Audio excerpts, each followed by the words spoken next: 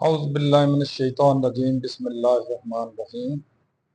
अल्लाह जल्ले शानहू दे नाम दे नाल अल्हम्दुलिल्लाहि रब्बिल आलमीन वल आक़िबातु लिल मुत्तक़ीन अस्सलातु वस्सलामु अला रसूलिहिल करीम।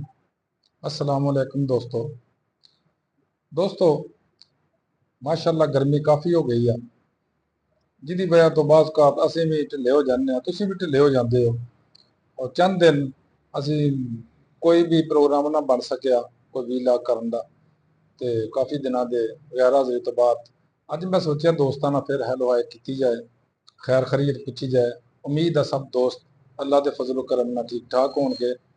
गर्मी के रेफरेंस ना पहले गल कर लवीए कि चूंकि गर्मी दे विच बहुत ज़्यादा स्वेटिंग परस्पिरेशन होंदी है, यानी पसीना बहुत ज़्यादा आता, लिहाजा गर्मी तो बचने वास्ते एक तो कोशिश करो कि सिर में जो बाहर निकलो धुप च तो सिर के उत्ते कपड़ा लाओ।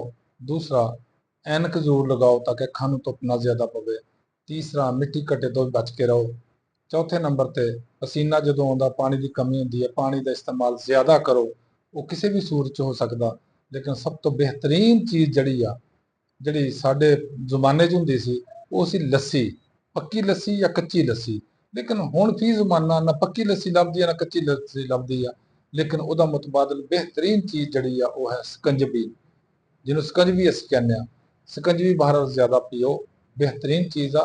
अगर ना भी सकंजवी हो पानी तो कम से कम पी सकते हो ना, लेकिन कोशिश करो कि बहुत ज़्यादा ठंडे पानी तो बचिया जाए, क्योंकि टैंपरेचर जो तुहाडे जिस्म के अंदर ज़्यादा होएगा और ठंडा पानी बहुत ज़्यादा पियोगे तो तुहाडे मसला खराब हो सकता है।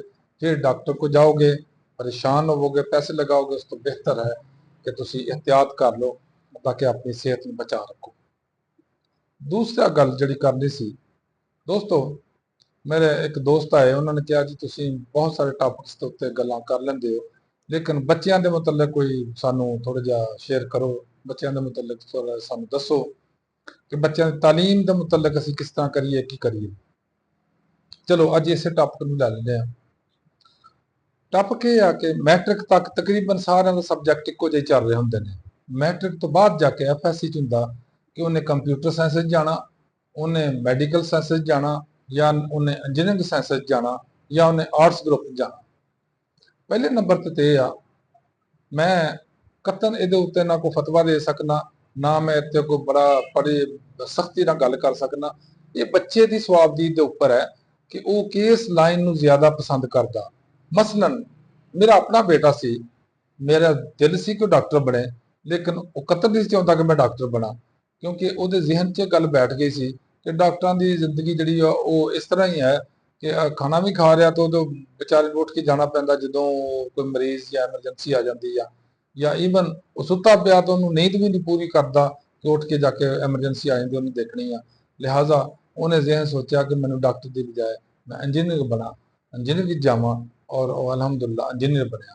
तो मैं भी बिल्कुल ਉਹਦੇ 'ਚ हर्डल पैदा नहीं की, उन्होंने बिल्कुल रोकिया टोकिया नहीं है कि तू ना इस तरह कर, क्योंकि सब तो इंपॉर्टेंट बच्चे की अपनी सोच आ कि बच्चा आप खुद की करना चाहता।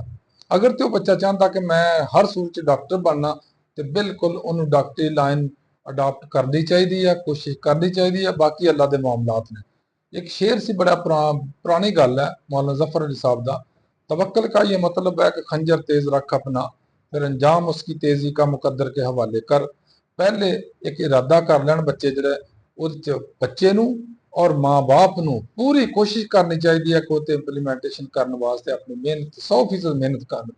उस तो बाद उहदे च कामयाबी या नाकामी ये अल्लाह ताला दे मामलात ने, अल्लाह ताला दी मर्जी आ।